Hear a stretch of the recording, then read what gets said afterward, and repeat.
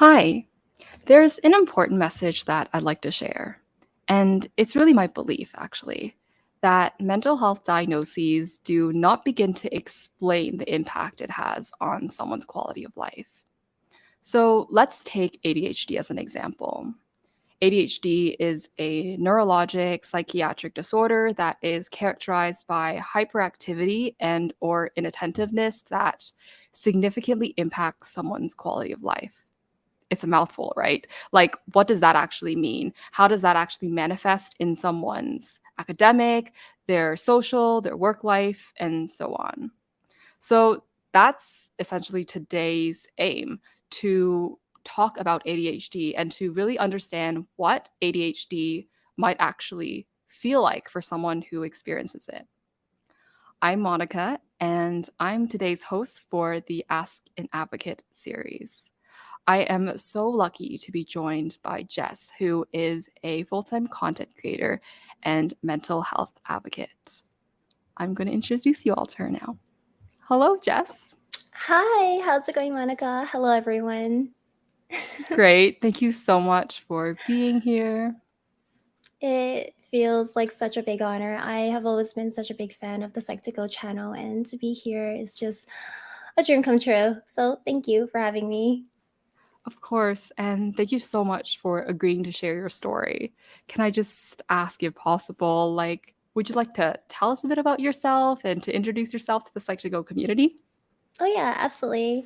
Hello, everyone. I'm Jess. I also go by Baby Blue online. I'm a ex-flight attendant turned full-time content creator. It all started when I was laid off from my flight attendant job of career of over 5 years during the pandemic. At the same time, this was also the mark and the end of my 2 year long distance relationship. Um, this definitely stunted what I felt was progress in my life. I was really lost as to whether I wanted to go back to school or to take a trade. I ended up taking the opportunity to try live streaming on Twitch with the help of my friend to set up my Discord and also my just all my overlays on Twitch itself. COVID left me with a lot of time to think. During this period, I recognized that I had a lot of unhealthy relationship patterns. From this, I decided to attend therapy weekly and document what I call now my happiness journey on stream for the world to see. Little did I know, I opened up Pandora's box and was faced with a lot of my buried trauma. I've learned a lot about myself, and it was also when I was officially diagnosed. I hope to use my platforms to advocate for mental health in hopes that it will allow people to feel less alone and possibly have the courage to reach out for help. I'm excited to share my personal experience with ADHD and HSP, also known as highly sensitive person. Thank you so much for opening up. I know it's not easy, and to really have the courage to share your whole journey. Like, breakups are not easy. COVID was difficult for so many of us. So to really document that takes a lot of courage. And we need more people like you. So thank you so Uh, much for that. no, thank you. I'm glad I'm able to share this with you guys. Love to hear about more about your experiences with ADHD and what that might have been like for, you know, starting a new career as a content creator and navigating challenges. Mm. So in ADHD fashion, I was very hyper fixated in trying something new, anything to get my mind off of my long-term relationship and the end of my career. I was really at a loss. So I've come to realize that ADHD really affects my attention span, organization, and pulse impossibility every single day. I have a general routine that I've built for myself. However, I still struggle with consistency, especially in the form of cognitive function and time management, just doing things that I have planned for my day. There are a lot of self reflection and obtaining more knowledge through therapy and research. I've learned how to better cope and, most importantly, to be less critical of myself. Well, that's great.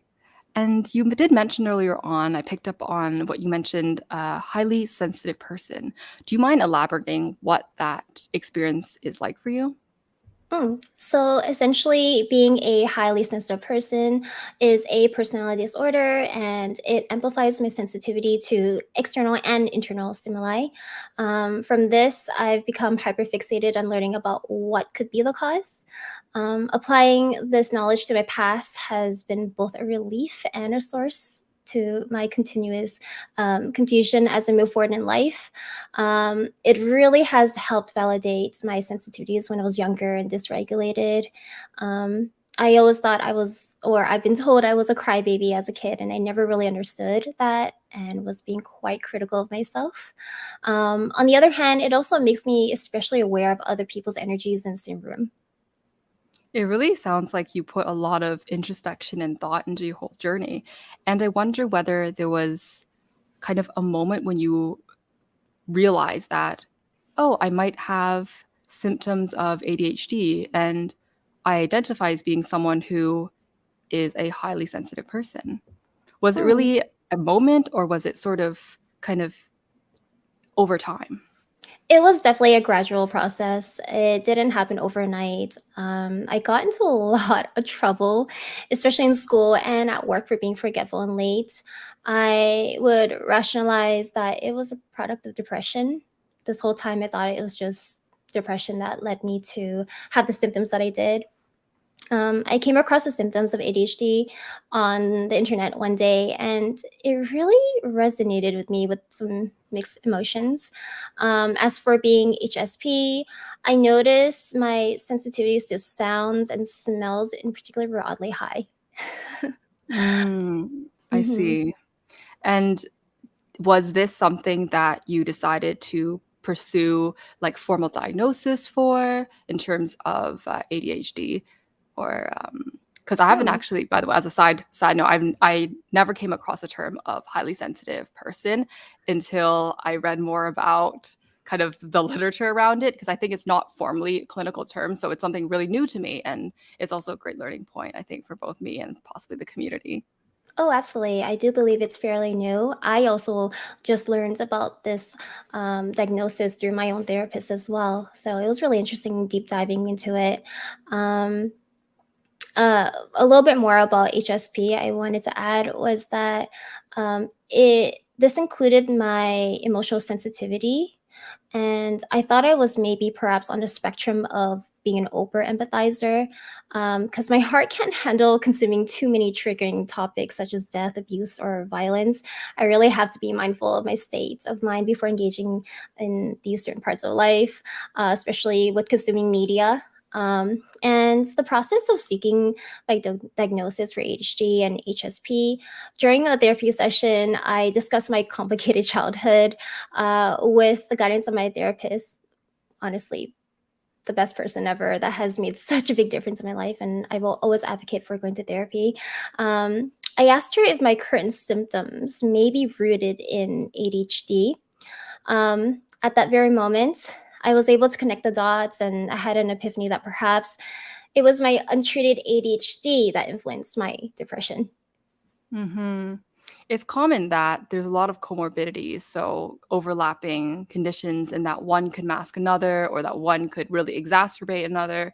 So sometimes it's really hard to know what the root cause really is. And I wonder if there was a process for you to really find out that, or for you and your therapist together to find out that it was really ADHD at the core of it. Mhm. So after our first session, she had asked me if I wanted to do a test and just sit down and look at a PDF with her and go through all the questions. She carefully explains the meaning of every question. And when she put up back all the scores, it was very present that I had ADHD. And that's also when I learned that ADHD came in different forms. It wasn't always hyperactivity, which is what I thought was the definition of ADHD at the time. Mhm. Yes, I think that's a really good point that you brought up because speaking about medical misinformation, something I'm very passionate about, by the way, I always think that children who have the idea, or anyone actually who has the idea of ADHD, they think of like Tigger and Winnie the Pooh, right? Someone who's always like jumping, so happy, full of energy. Yes, that is part or can be part of it, presenting as hyperactivity, right? But there's another form inattentiveness or mixed, right? So just like you mentioned, there's many different types, and it's important that I think people know of it, so it's not always people making that connection between, oh, someone who's going bonkers all the time equals ADHD, as an example. Oh yeah, absolutely. And so that really turns my world upside down because what I thought I knew about ADHD is very, very different from the truth. Right. So, in terms of kind of that process of learning more about ADHD, were there any resources you found were particularly helpful in kind of psychoeducation, in terms of teaching yourself, and in addition to teaching others who might be around you, caregivers, and so on? Oh yeah. So aside from learning more about myself and learning about CBT, which is cognitive behavior therapy techniques from my therapist, I also look to books, art programs, and online resources.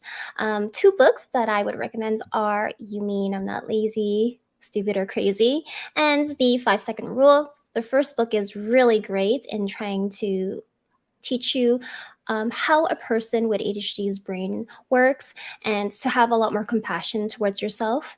And the second book, The 5 Second Rule by Mel Robbins, is really amazing for helping you jumpstart better habits because I feel like personally for me I struggle with a lot of cognitive function where I just can't get myself to get up and do what I need to do. And so she teaches us this meta cognitive behavior where you count from 5 all the way to 1 backwards, kind of like a rocket blasting off. And there's just something so magical about it. And it really launches you to do what you need to do. Like, for example, getting up on time instead of Hmm. hitting the snooze Hmm. button multiple times. Um, Right. yeah, and then a comic artist named Pina, I really enjoy. They created a visual representation of how it feels to essentially be a ADHD alien. Oftentimes, if my friends or my peers don't understand what I'm going through, I find that linking them to a small little comic book image helps them visualize and understand a little bit better where I'm coming from. Recently, I subscribed to an online workshop on this app called Inflow, created by a doctor who has ADHD themselves.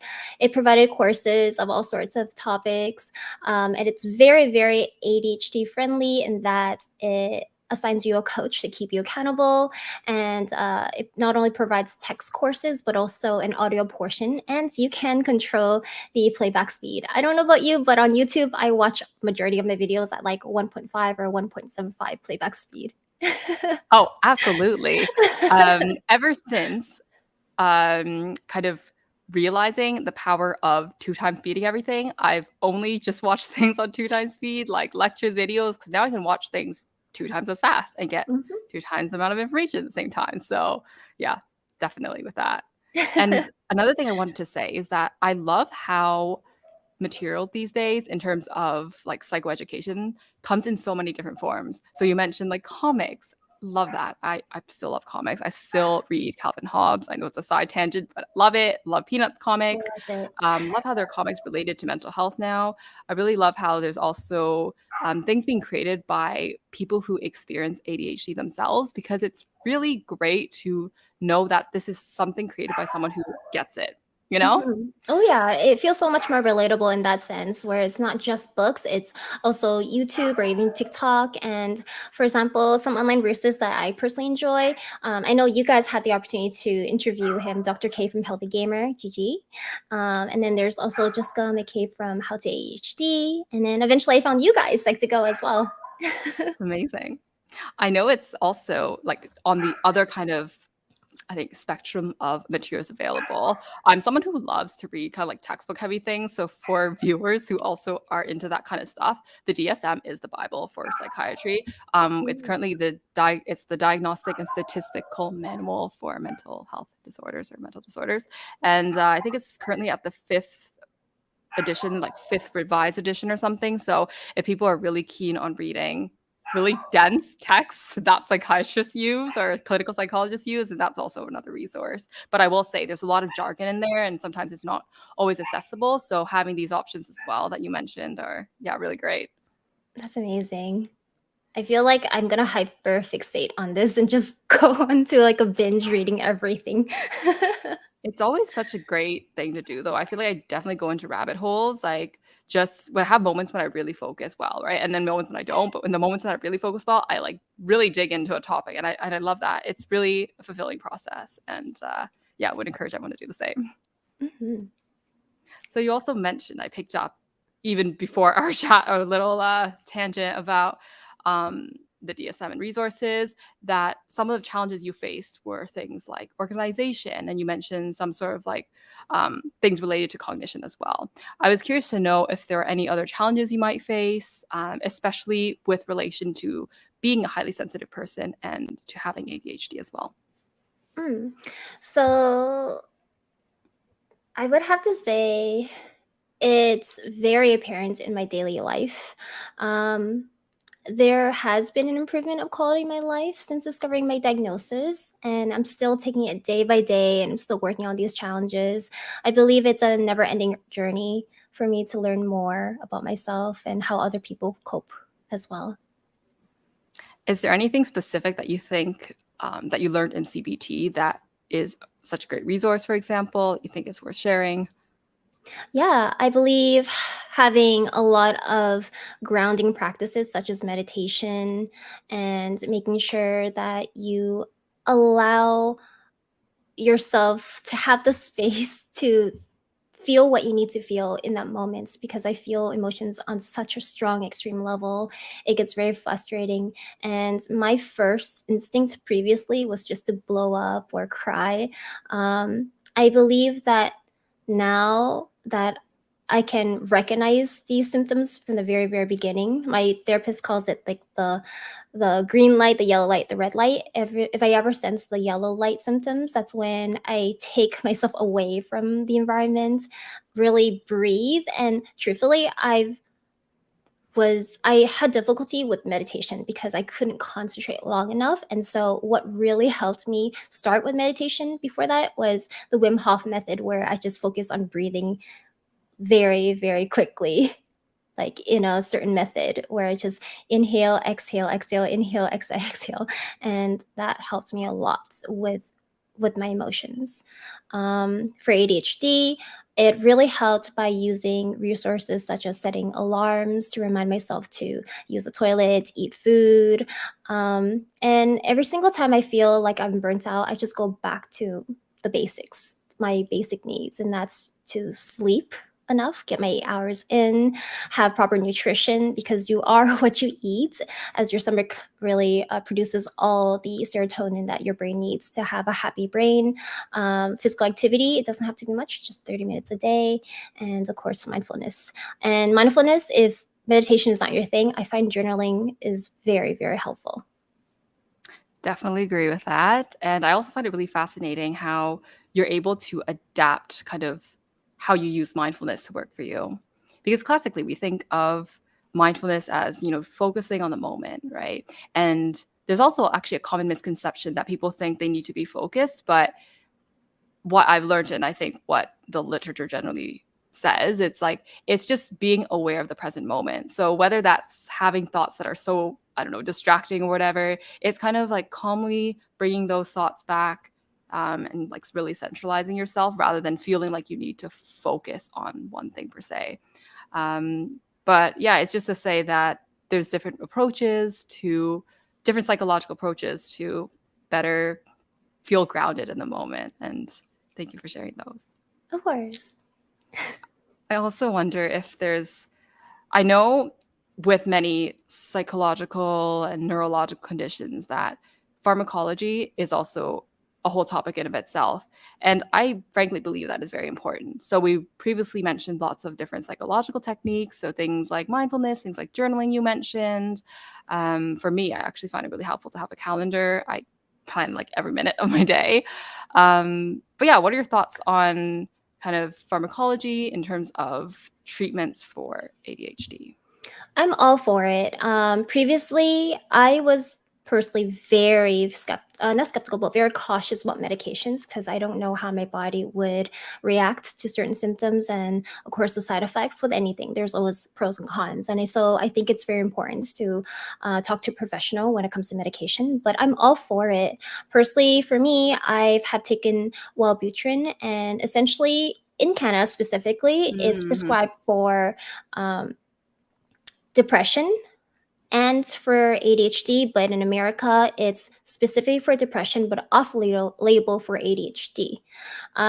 When I was first starting this medication, I didn't know what to expect, and I think I'm one of the very few lucky people who did not have any bad symptoms, such as sensitivity to the sunlight. I had friends who would break out in rashes from sunlight, but to me personally, although it doesn't cure all of my symptoms of ADHD, it definitely really helped get me into the right mindset to go towards the right direction. So I'm all for medication. I believe that your mileage may vary. You shouldn't give up if it doesn't work out for you. Be very mindful of what the side effects may be and keep on trying. If it's not for you, there are other ways around it too, like supplements, for example. There's so many studies about what supplements are really good for people with ADHD. For example, I believe taking iron supplements is really good, magnesium, calcium, and one main one that has proven studies to help improve with ADHD symptoms are ginkgo and ginseng. Mhm. I have never really heard of kind of like alternative ways. I've just been more familiar with kind of like the classical ways, like textbooks ways of treating ADHD in terms of pharmacologically.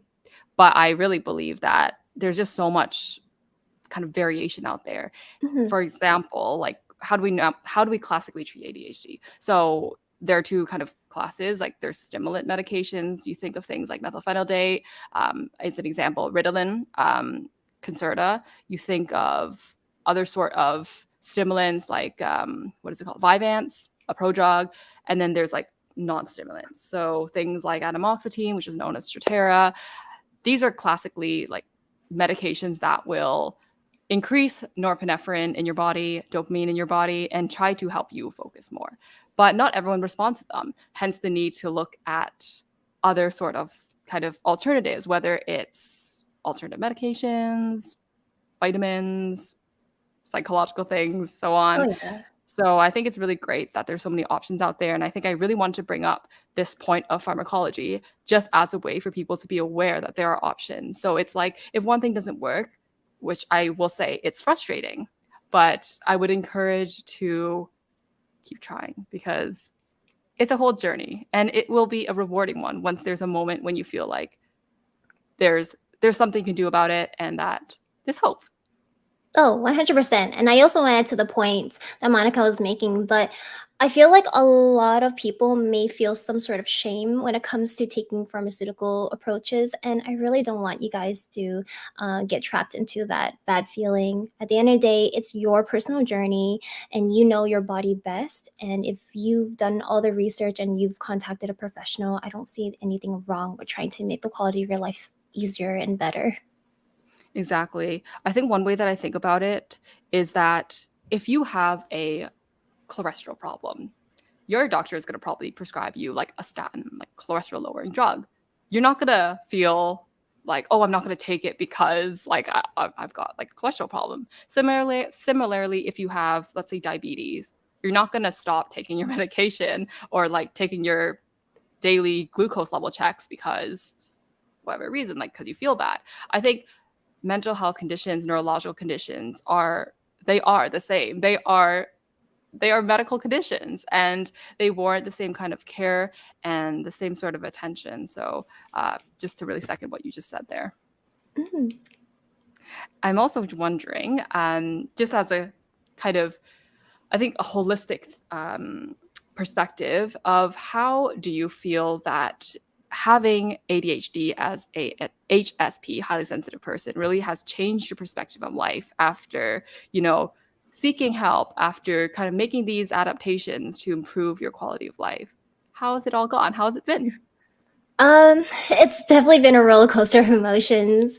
I guess at one point I was just really confused and lost as to where to even start dissecting where I can improve the quality of my life.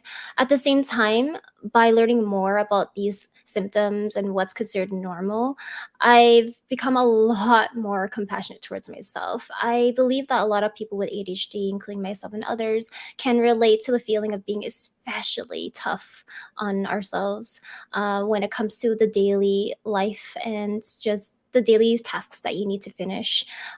It's given me the ability to also be a lot more open minded towards other people too, with other neurodivergent mental illnesses.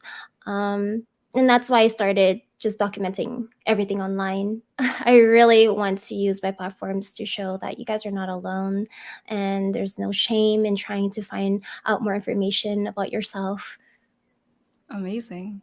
And just wanted to highlight for everyone watching your links. Jess's links are in the description. So after this episode, please take a moment to support her and to follow her journey because it's really a journey after all. With any sort of medical condition, physical or psychological, it is a journey and it's an Mhm. important one.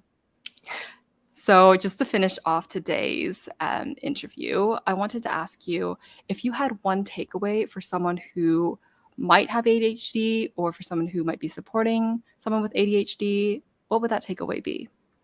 Mm, I would say it takes a lot of self awareness to recognize that you experience the world differently. And I really like to applaud your confidence for that.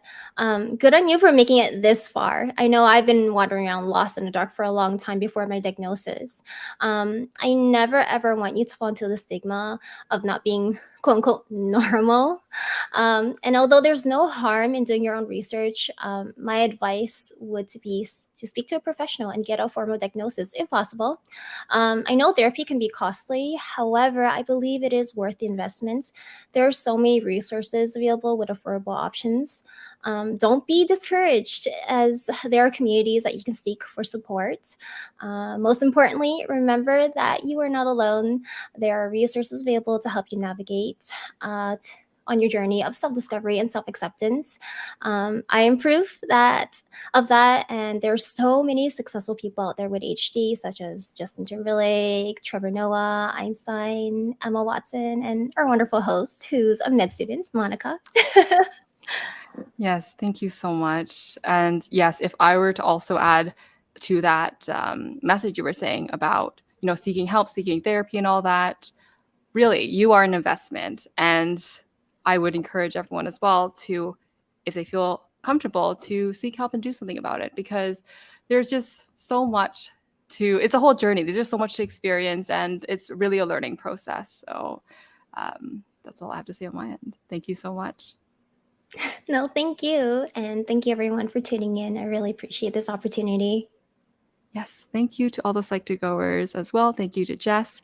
And if you have any comments, questions, or feedback, please leave it in the comments. I'll try to get back to every one of them. Bye. Bye, everyone.